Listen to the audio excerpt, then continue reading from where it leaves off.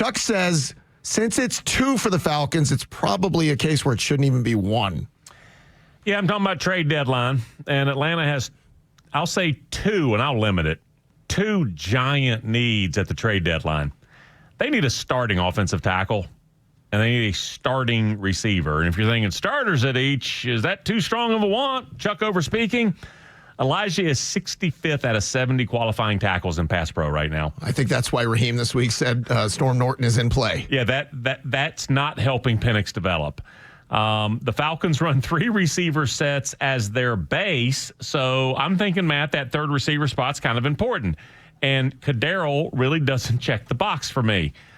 These are not fringe needs, okay? They are huge gaps in the starting lineup, and if you want to talk too deep, that gets even more so. I think they need another corner, maybe, and I would like a linebacker to take Diablo's spot too. Yeah, go linebacker before even corner. But I'll even put that just the 2 big giant needs in the starting lineup for the rest of the season. Like Diablo could be back in 3 or 4 weeks. Just those 2 mean you're so far away from being able to achieve in the playoffs that the best approach may be to sit out the trade deadline. If you need to make 2 for starters, you don't need to make any. Agreed. You're not a player away or like it's going to make a difference in, we're a Super Bowl contender and we need this to keep that status. So here's the thing, right? And I'm not going to allow the Falcons to use these as reasons or excuses at the end of the year why things didn't continue on track. But they needed a receiver before the season. This is not new. Like we said before the season began that you're going to trust Casey Washington or you're going to trust David Sills.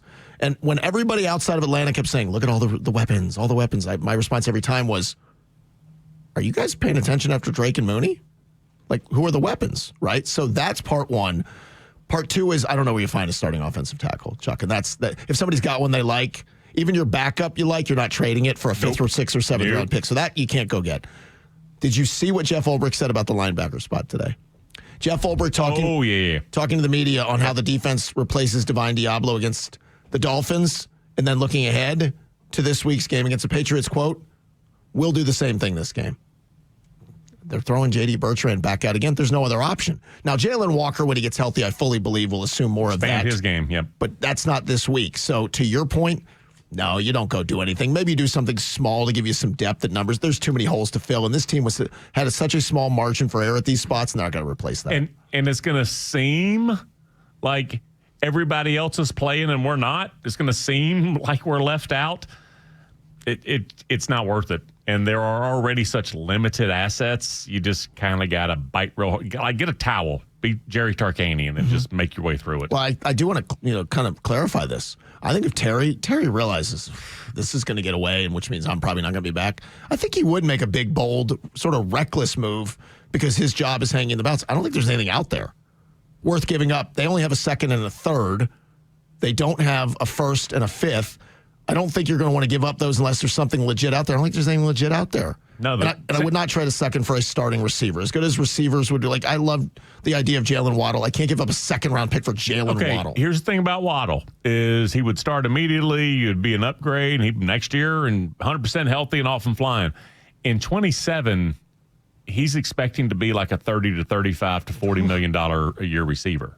Ask the Bengals how that's working. Drake's like, yo, that's my money. Right. Ask the Bengals with Jamar.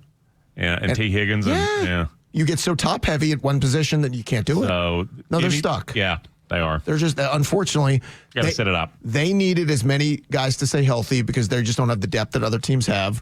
They don't have anything to replace Diablo. Troy Anderson, that kills you not having him to replace Diablo. They don't have depth at wide receiver. They don't have depth on the line. They're not there yet. Haven't been able to overcome the vacuum coaching-wise of losing Ike Hilliard. It was his fault, wasn't it? He had to be looking around going, really? I'm the guy. I'm on my way out.